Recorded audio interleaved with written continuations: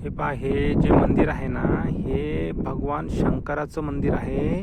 साधारणतः 5000 वर्षापूर्वीचं मंदिर आहे आणि हे पूर्णपणे डिंभे धरण जे आहे त्या डिंभे धरणाच्या पाण्याखाली असतं वर्षभर. ज्यावेळेस उन्हाळ्यामध्ये फक्त पाणी थोडं कमी होतं त्यावेळेस हे मंदिर आहे हे फक्त उघडं पडतं.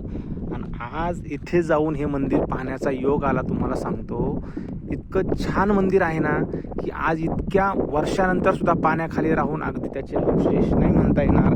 मंदिराची कंडिशन अगदी एकदम जशी पाहिजे तशी, म्हणजे एकदम चांगली आहे. याच्यावरून ठरवू शकता की बांधकाम किती छान केलेलं आहे. आणि हे पहा, हा भीमाशंकर, हा डिंभे धरणाच्या आतमधला पूर्ण नजारा.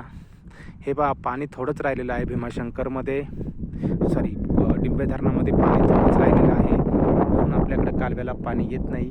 आता मी एकदम आतमध्ये उभा आहे डिंभे धरणाच्या एकदम मध्यभागी, की जिथे पाणी नाही आता.